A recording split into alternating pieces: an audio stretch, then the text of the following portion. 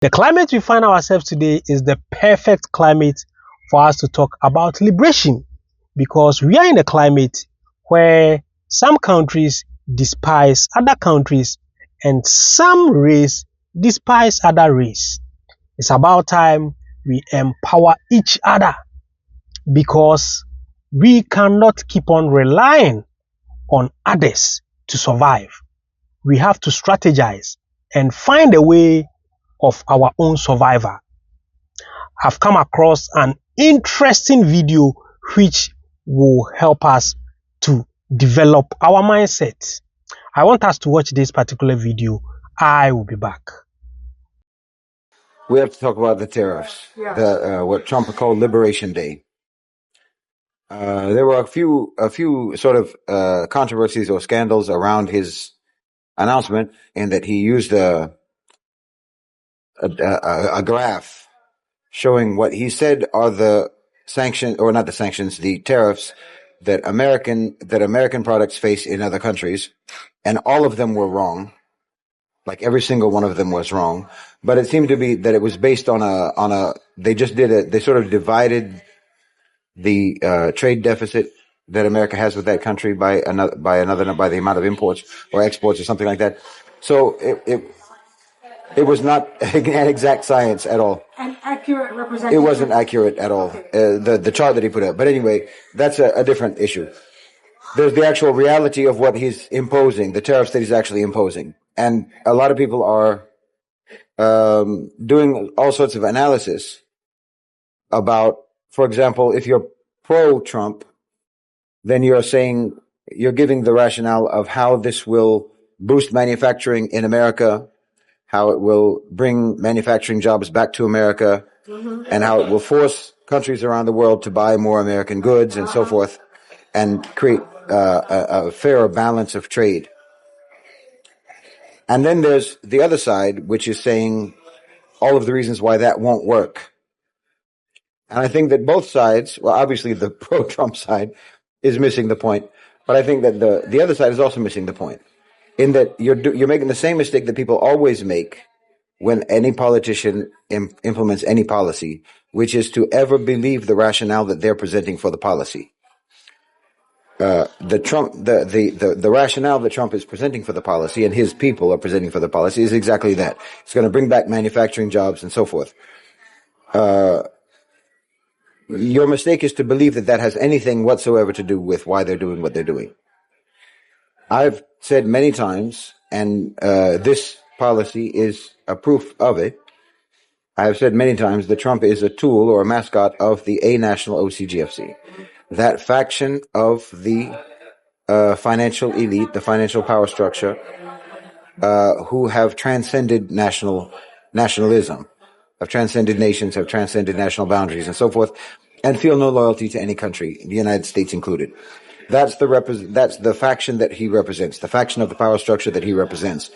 And it has become the dominant power structure, the dominant faction in the power structure. And this is just, this policy is proof of that. And I've said before that Trump's main job is to destroy America. And that's exactly what this policy is intended to do. That's the intention behind this policy. I don't know how people can always look at these kinds of policies and act like the predictable outcome, the predictable result of these types of policies is a surprise when it happens. This is what they wanted to happen, and this is what will happen. Or rather, this is what will happen, and this is what they want to happen. No one is going to be surprised. Everyone will be surprised if this doesn't work, to destroy the economy of the United States. And when I say that, it seems paradoxical to say that Trump is really good for America and he's destroying America. That obviously sounds like a paradox, but that's because you're still thinking of an old mythical America and America, a version of America as a global hegemon that it hasn't actually been for quite some time. And you think that the job of someone who is doing something for America is to try to restore that status. rather than face reality that you don't have that status, you haven't had that status in a long time, and you don't have what it takes to ever have that status again. Those days are over. They were very short. That period of history was very short. And like I've also said before, it's going to be the shortest empire in history. Trump is good for America insofar as he's doing the needful. He's doing the needful. That's going to be, that will cause a great deal of pain for the American people. But the simple fact is that there's no way around that. And it can be done, like in a state of denial over, painful erosion over time, or you can just amputate the limbs, rather than letting them rot on your body. This is what's happening now. It's just amputation. The federal government is going to be increasingly weakened as a governing entity. More and more aspects of the government are going to be privatized, decentralized and privatized. Yeah. And this is just the way it has to go. There's not another way it can go. If you're from the A National OCGFC, and if you were looking at the American economy in the context of the global economy, say 10 years ago, if you looked at America, their demographics, the state of their economy, meaning everything that their economy relies upon, and then look at the trajectory of that, the predictable trajectory of that, you would conclude that, as I say, within the context of the global economy and the very boisterous future of the global South, where all the minerals are, where all the resources are, where all the workers are, where all the consumers are, where the birth rates continue to be robust, you would understand that we need to decenter the global economy from America. America needs to be removed. As I said before, the center of gravity has to move. America can't keep up. America hasn't been competitive in the world for a long time. And they've made the decision that we have to amputate America basically from the global economy and from global politics. It needs to be removed. And that's exactly what's happening. If you understand that is what's going on, then none of this will be confusing to you, what Trump is doing. That you're proposing this idea that tariffs are going to bring back manufacturing jobs. You will understand how ridiculous that is, and you will understand that isn't someone being ridiculous. Okay, I need for you to elaborate. Why is that ridiculous to have manufacturing back in the United States? I think this is going in over a lot of people's minds, brains. Okay, well, I mean, it's obvious to you. Okay, well, I mean, the first thing is everyone should know by now that tariffs are not paid by the country that's being tariffed. Tariffs are being paid by the importers, domestic businesses, domestic companies, domestic importers, Americans. So it's a tax. You're putting a tax on Americans for importing things. Okay. Roughly 50% of American imports are internal to American companies. Okay. So it's like, for example, Apple importing from China something within Apple. Right. Okay. Obviously, all that does is drive up the prices of goods because you don't have an alternative. It would be different if you actually had a manufacturing base in America, but you don't have manufacturing in America anymore. Why don't you have a manufacturing? Because you offshored it all during globalization. Right. So can we bring that manufacturing back into America? Was that okay?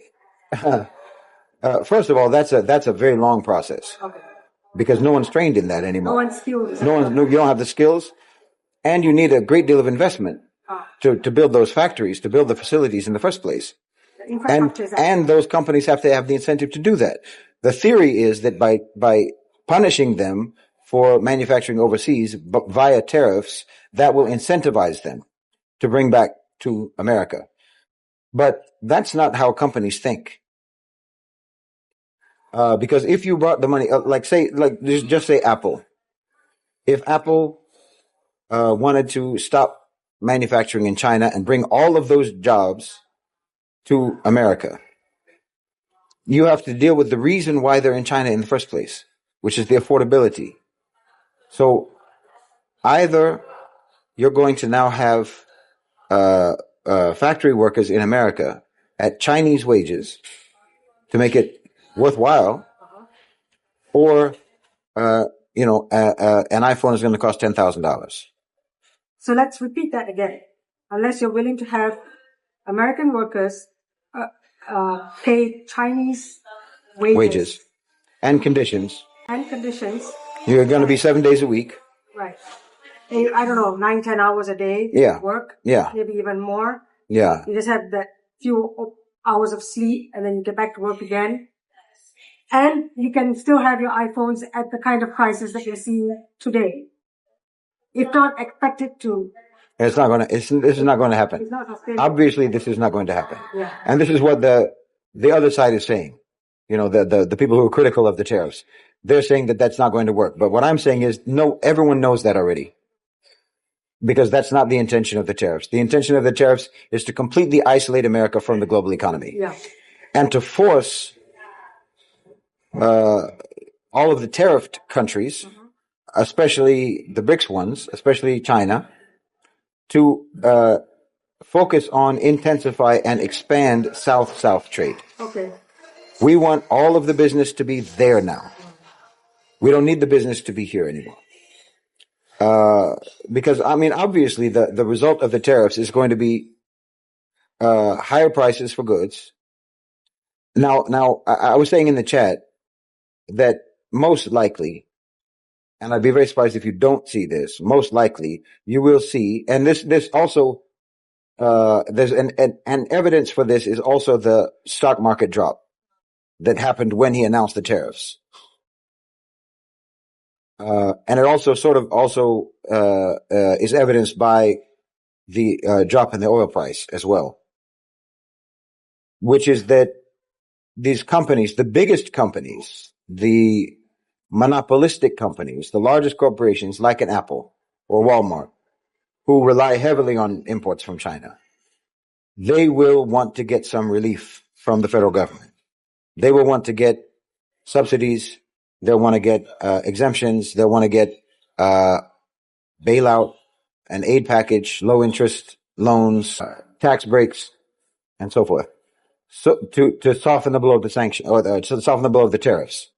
In other words, they won't pay the tariffs. The taxpayers will pay the tariffs on their behalf, which just means that taxpayers will be paying the tariffs, and the company will still charge more on the rationale of that there are tariffs. So the taxpayers in America are now going to be paying twice for the tariffs. You'll pay for the tariffs with your taxes. This hasn't been announced, but I'd be very surprised if it doesn't happen. That there's going to be for the largest players, not for the smaller ones, not for the smaller companies. Another part of this move is to shake all of the smaller players out of the market. Small businesses. Small businesses will get bought up. More and more small businesses will get bought up. And this is just a continuation of the COVID lockdown program to destroy as many small businesses as possible and increase the monopolization by the largest players. This is very likely to happen with the tariffs, in my opinion, that they'll probably give these large companies some kind of an out with regards to paying for the tariffs. Not that the tariffs won't be paid, but that you and I will pay them, meaning taxpayers, not you. But it'll come, but I have to pay taxes, so it'll come out of our taxes to pay for the tariffs for a Walmart and an Apple and so forth. Okay. And then also they will continue to charge more for their products on the basis of there being tariffs. So all of that's going to undermine the livelihood and the affordability of life in America for American citizens. All of this has to do with undermining the American economy, with the owners and controllers of global financialized capital looking turning away from America and wanting to turn America away from the world. This is the point of the tariffs. There's not another point. It's not at all about bringing manufacturing jobs back. Because even you have choices. Like Apple, as I said, first of all, you don't have alternatives to the products that you're buying from China. You don't have those. And it will take you years, if ever, to be able to produce for yourself what you're getting from China. China is just one example, but there are other places where it's just not available. Like, for example, vanilla. You don't grow vanilla, or if you do, it's in small pockets of the country. Right. So you will always have to import that. Yeah. You will always have to import that. There are many things that are not replaceable for just reasons of geography. There are things that are not going to be available in terms of especially natural resources. But in terms of manufactured things, you can't replace them because you don't have manufacturing. And it will be years, if not decades, before you reach that capacity. So you're still going to buy from China. That's not going to stop. All it is doing is, as I say, it's not actually punishing China, because they already know you need our stuff. Mm-hmm. All it is doing is on the one hand, it's punishing small importers, making it too costly for them to do it. Yeah. So that the only people who can do it will be the big companies, and the big companies will get their tariffs paid by taxpayers, most likely. Yeah. So this is a method of transfer, wealth transfer, again, of taxpayer funds into the private sector to the largest players. Yeah, skimming off the top. Yeah, because you're still going to import. You're not going to stop importing. Sure, because you're not capable, you don't have the capacity nor the capability of... You don't have a choice. So this is like a controlled demolition of American hegemony. It's a controlled demolition of American economic hegemony in the world. Because you have to do a controlled demolition because it's derelict as it is. Yeah. And it's falling apart as it is. And it can't compete as it is. It hasn't in a while. Yeah, it hasn't in a while. It hasn't been able to be really competitive globally for a while. And they have identified correctly that the solution to that issue is not to try to become competitive, because you can't.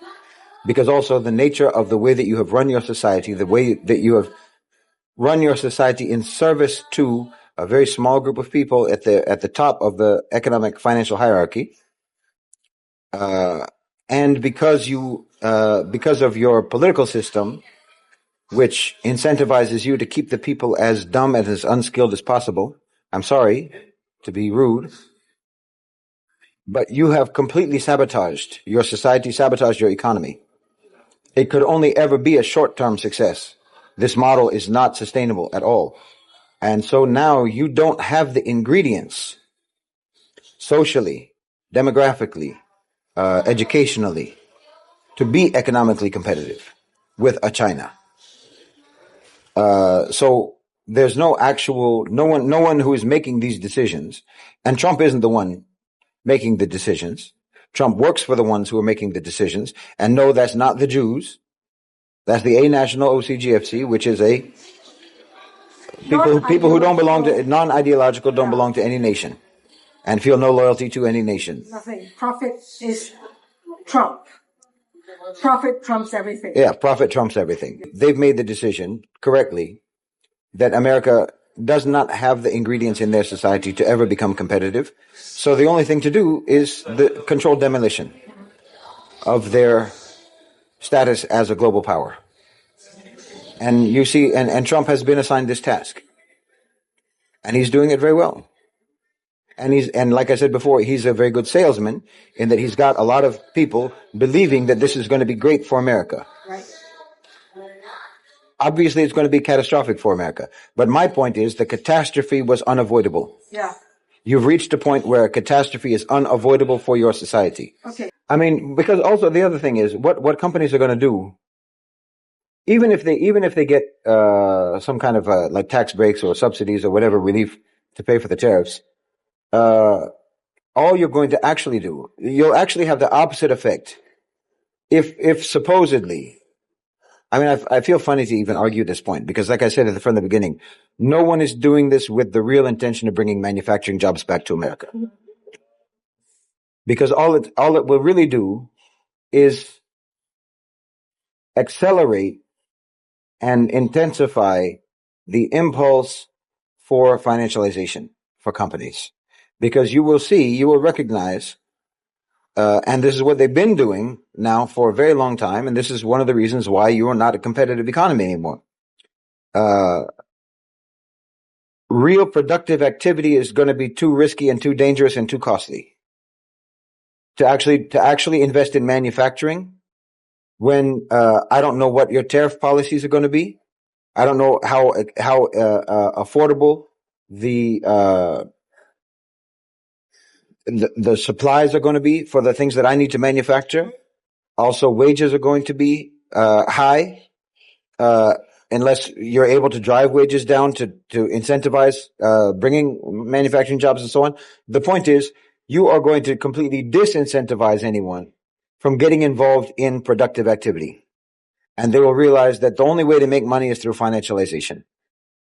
And it's because of this financialization, one of the reasons, a big reason why your economy is no longer competitive and why it doesn't even have the ingredients to be competitive is because you focused on financialization. Yeah. And you can have someone like Elon Musk making or losing tens of billions of dollars overnight. Yeah. Because it's fake money. It's virtual money. Yeah. This is virtual wealth. It's through financialization, share prices and so forth. So they're only going to respond to this the same way that they always respond to these kinds of things, which is through share buybacks and so forth and financialization. No, productive activity is too risky. It will be really, really in the interest of the rest of the world to be cut off from this. Absolutely. Ecosystem. I mean, Trump was calling this day Liberation Day. Right. It's Global Liberation Day from American hegemony is what it is. It's not America getting liberated from anything. No. It's us getting liberated from America. So it's not a misnomer. It is Liberation Day. It's a little bit of a hard pill for people to swallow. If you haven't been following the stages of the transition, if you haven't really been following and understanding it, and you have still an ideological perspective of the world, and you still have a sort of ideological and obsolete paradigm for understanding the world, in my opinion, it's obsolete. This idea of America being the superpower and so forth. If you're attuned to reality, and like the new PM of Singapore made a statement in reaction to Trump's announcements. And as I was saying, Singapore is not known for hyperbole. They don't have hysterical rhetoric. They're very realistic and pragmatic and moderate and temperate in their reactions to any world events. They're always very, very calm. And he is affirming that what we are seeing now is the entire global world order is changed. And it's not going back. This is what he said. And he's correct. And you should have seen it coming. I saw it coming, and I've been talking about it. And I know that I'm not the only one. There's plenty of people who can see that. The trick of it is, as I say, looking at the predictable outcome of the policy and assuming that is the actual desired outcome, and it has nothing to do with the rhetoric. Yeah. The rhetoric about why this policy is what it is. As long as you're believing that, you'll never understand what's going on. Yeah. If you understand that the desired outcome, or that the predictable outcome is the desired outcome, then you'll understand what's going on. You just have to cut. All that matters. Yeah, you just have to cut through the propaganda. Yeah. The sales pitch. Because that keeps the noise and the distraction. And the confusion. Yeah.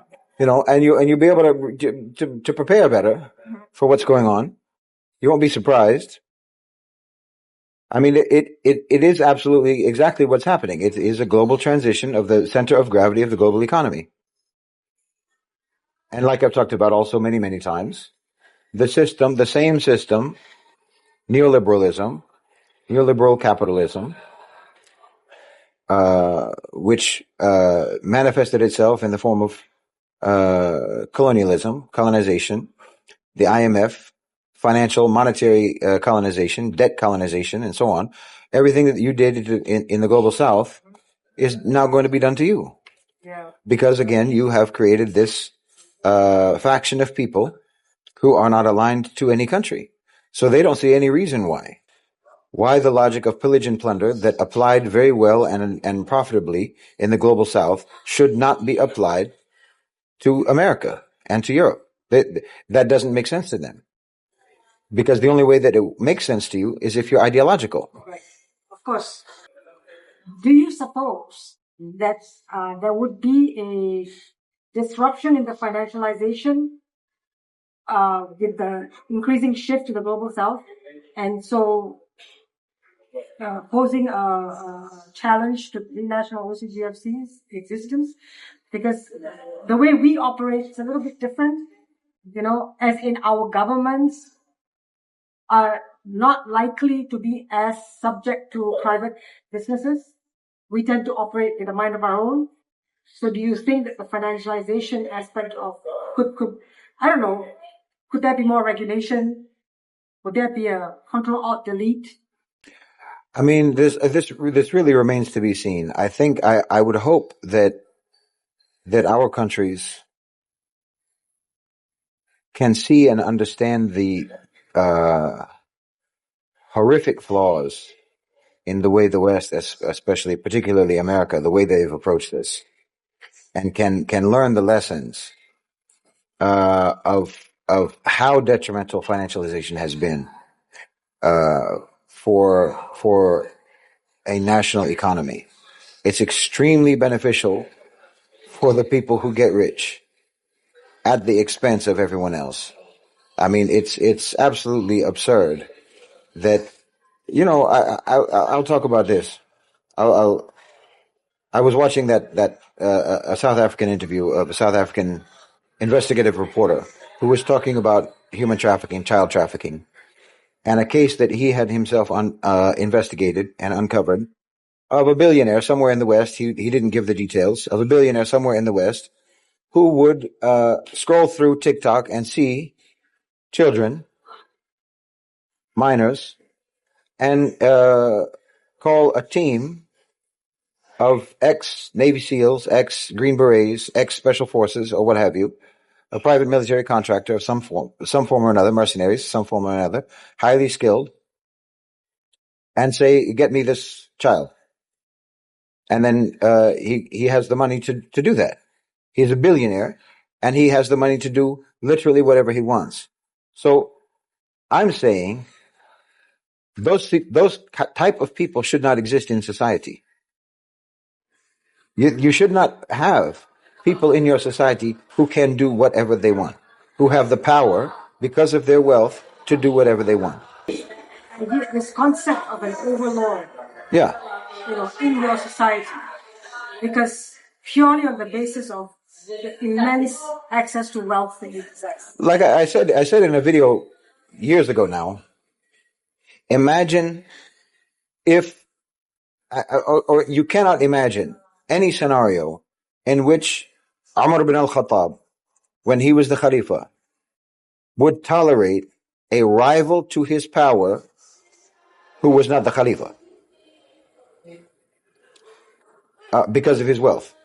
You can't imagine a scenario in which a rich businessman, a rich landowner, or something like that, within the Muslim empire, could create basically a parallel power structure where he could defy the Khalifa. But this is this is the system that you created to create people like this. Yeah. Because again, you insisted on this phony democracy, which requires you to have elections every couple of moments, historically, every couple of years, every few years. Always changes in the personnel in government, which, as I said before, gives you just a tyranny of incompetence and inexperience. And the politicians have to do nothing but campaign. And then, of course, they become owned by whoever gives them the money for their campaigns and so on. We all know that. That's old news. But the only solution to that, or the only way to have any sort of planning in your society, is for all planning, all decision making, all policy making to be moved outside the pale of government into the private sector, where they are unelected, and so forth. So you've done so many things about the way you organized your society in such unrealistic, ideological ways to cover up the basic foundation of greed and feudalism that has always fueled your society and your culture. You came up with all these ways to hide it and so forth. That you created a situation where there was really no check on private power. The expansion of private power and the elevation of private power to the point of surpassing the government. And that then, of course, creates a situation where ultimately, like I said, it has to be a short-term empire, because you can't function as an economy. You can't function as a society when the entire machine of government and the power structure becomes completely in service to the creation of multi-billionaires who exist outside of government, who exist outside of any checks and balances and so forth. This is no way that this can be sustainable. So I really hope that our governments, because our governments are not, with maybe some exceptions here and there, but by and large, governments in the Muslim world are above business. Business is below them.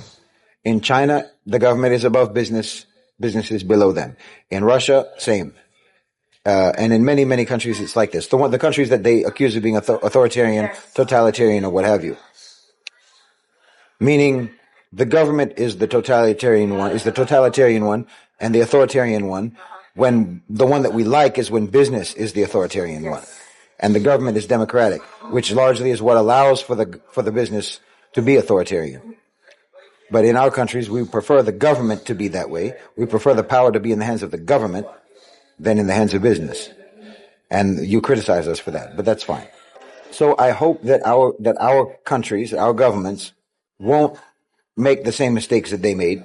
And I know that the A National OCGFC are contending with, like an MBS. They're contending with Bin Zayed. They're contending with Erdogan. They're contending with Xi Jinping. They're contending with Putin. They're even contending in South Africa, even though it's not, a strongman government, as they would call it. Because they, as I've said for years now, there's not a question about the transition happening. There's a question about the management of the way that the economy will be run after the transition. So part of that also includes trying to manage the transition, trying to get ahead of it, trying to steer it, trying to direct it to see that it goes a certain kind of way. That's what they're interested in. No one is trying to stop the transition. As we can see, they are accelerating the transition with Trump. The question is whether or not our countries are going to be savvy enough, cunning enough, strong enough, courageous enough, and incorruptible enough to not make the same mistakes that the Americans made with regards to governance and keeping private power in check. Right, in absorbing their economic systems into ours. Because to a certain extent, I think a lot of Gulf authoritarian governments navigated restrictions against them through utilizing these mechanisms. These finance, they navigated and emerged to have a will of their own through utilizing this. And now they're emerging as the leading economies, and they have to contend with these international actors. Yeah. And they're doing it through partnerships rather than through some sort of confrontation. Right. They don't want to be adversary with them. And having a say. They're in the decisions on the board. Which in my opinion is very wise, but it's also very dangerous. Yes, of course. It's very dangerous and it can go badly. So we hope Allah will guide them and make them strong in dealing with these people, because we know very well And they know very well. This is the other thing that gives me some more optimism, because you know who you're dealing with. I don't think they have any illusions in their mind about the fact that they are dealing with wolves. They're dealing with predators, because also you know that you're dealing with people who sold their own people out. You're dealing with people who sold their own countries out, who sold their own nations out, who sold their own societies out. So you know these people are heartless. You know from the beginning these people are heartless. So I don't think that they will have any illusions that we're friends. Yeah. They know that we have to deal with you, and by dealing with you, we can limit. We're in a position to restrict and to limit and to control better than if we were on the outside and you were on the outside. You know, if we're on the same side, then we can coordinate a bit better. That this is in theory, and so far so good. So far so good. I hope that they will put some kind of limits on financialization. I'm not too optimistic about that. I hope that they will, but I'm not too optimistic. I'm afraid that the financialization gravy train is too seductive, because it's such easy money, and I haven't seen any restrictions or any limits or any hesitation about financialization on the part of the leaders in the global South, and that's something I wish that they would wake up to, because it's extremely dangerous for your own society. What an incredible and enlightened video. I don't need to add anything to this message, because I know you have learned a lot. And as I said earlier, it's about time we have to empower ourselves to progress, because the climate we find ourselves is a very slippery climate, because currently you can see what is happening between China and America. You can see what is happening between Americans and illegal immigrants. Now countries are rejecting other citizens. So it is time for us to talk about liberation. We have to liberate our mindset for us to move forward, because we can't keep on depending on other countries. Africa cannot keep on depending on other countries for aid, for loans. It's about time we think through how to progress without relying on the Western countries. Please, if today is your first time coming to this channel, then don't forget to subscribe to this channel and turn on the notification button, so that anytime I upload any great content, you will be notified. I'm always your guy, De-Graft Amoako. Thanks for watching.